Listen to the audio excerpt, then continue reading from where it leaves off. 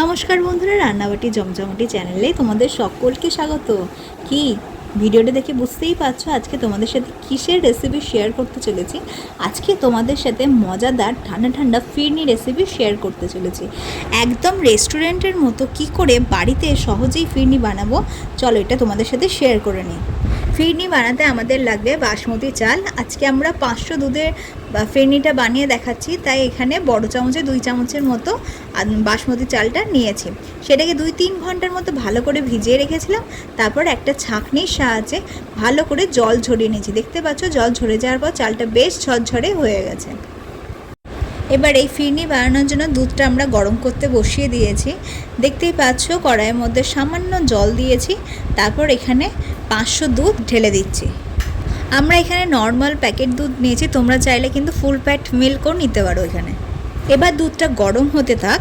এই সুযোগে আমরা যে চালটা জল ঝরাতে দিয়েছিলাম সেই চালটা একটুখানি মিহি করে নেব। একদম খুব মিহি করব না, যাতে একটু দানা দানা থাকে, সেটাও আমাদের মাথায় রাখতে হবে। দেখো চালটা কিন্তু আমাদের বাটা হয়ে গেছে, দেখতেই পাচ্ছ একদম কিন্তু খুব মিহি হয়নি, বেশ দানা দানা আছে। দানা দানা থাকলে কি হয়, যখন খাবো আমরা ফিরনিটা বেশ মুখে বেশ চালগুলো পড়বে, খেতে বেশ ভালো লাগবে। তোমরা চাইলে এটা পুরো মিহিও করে নিতে পারো, কোনো অসুবিধা নেই। এইদিকে দেখো দুধটা কিন্তু আমাদের ফুটে উঠেছে, তাই আমরা সামান্য গরম দুধ কিন্তু আগে থেকে তুলে রাখলাম। তার সাথে কিছু কাজু আমরা ওই মিক্সার বাটিতে একটুখানি গুঁড়ো করে নিয়েছি। দেখতে পাচ্ছ কাজুটাও কিন্তু একদম মিহি করে নিই, জাস্ট একটু দানা দানা রেখেছি। তারপরে এই গরম দুধের মধ্যেই আমরা কেশরটা ভেজাতে দিয়ে দিলাম। বেশ কিছুক্ষণ দুধটা ফুটিয়ে নেওয়ার পর আমরা যে চালটা গুঁড়ো করে রেখেছিলাম সেই চালটা দিয়ে দিচ্ছি, কারণ চালটা সিদ্ধ হতে টাইম লাগবে। চালটা দিয়ে কিছুক্ষণ নাড়াচাড়া করে নেওয়ার পর যে কাজুটা আমরা ভেঙে নিয়েছিলাম, মানে গুঁড়ো করে নিয়েছিলাম, সেটাও কিন্তু দিয়ে দিচ্ছি। দুধটা ফোটার সাথে সাথে আমাদের চালটাও কিন্তু সুন্দরভাবে সিদ্ধ হচ্ছে।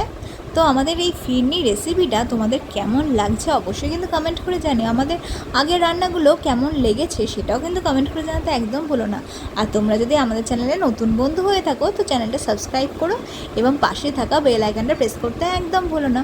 এই দেখো তোমাদের সাথে গল্প করতে করতে আমরা এই কেশর ভেজানো দুধটাও কিন্তু এর মধ্যে দিয়ে দিলাম।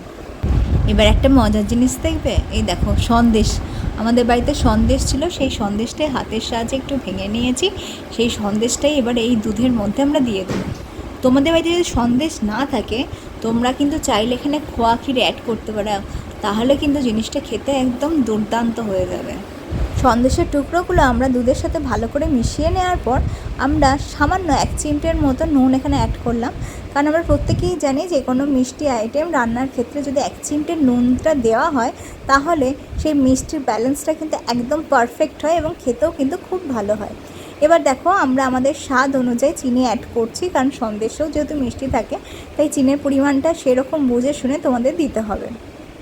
তোমরা যেরকম মিষ্টি বেশি কম খেতে পছন্দ করো সেই অনুযায়ী এখানে চিনিটা অ্যাড করবে। দেখো রান্না করতে করতে আমাদের দুধটা কিন্তু কমে এসেছে এবং বেশ গাঢ় হয়ে এসেছে।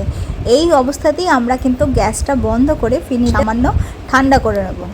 দেখো ফিরনিটা কিন্তু আমাদের একদম রুম টেম্পারেচারে এসে গেছে, ঠান্ডা হয়ে গেছে। এবার আমরা যে বাটিতে ফিরনিটা সার্ভ করব সেই বাটিতে এক এক করে ঢেলে নিচ্ছি, কারণ এবার আমরা এটা ফ্রিজের মধ্যে একদম চিল হতে দেব।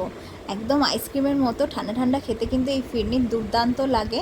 যে কোনো মোগলাই রান্না বা বিরিয়ানি খাওয়ার পর এই ঠান্ডা ঠান্ডা ফিরনি খেতে কিন্তু দুর্দান্ত লাগে।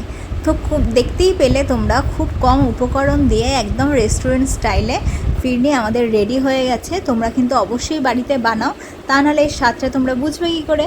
তো বাড়িতে বানাও এবং আমাদের কমেন্ট করে জানিও তোমাদের এই ফিরনি রেসিপিটা ঠিক কতটা ভালো লেগেছে।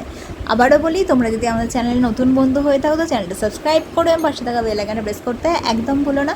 দেখো ফিরনিটাকে দেখতে সুন্দর করার জন্য ওপর থেকে কিছু কেশরের ধাগা আমরা দিয়ে দিয়েছি, এতে দেখতেও কিন্তু দুর্দান্ত লাগছে, বেশ রয়্যাল রয়্যাল ব্যাপার এসে গেছে।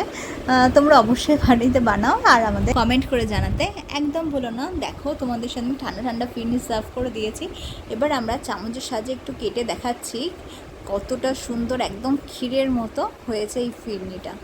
একদম মাউথ মেল্টিং রেসিপি বলতে পারি। তো তোমরা অবশ্যই বানাও। চলো টাটা, আবার দেখা হয়ে পরে অন্য কোনো নতুন রান্নার সাথে।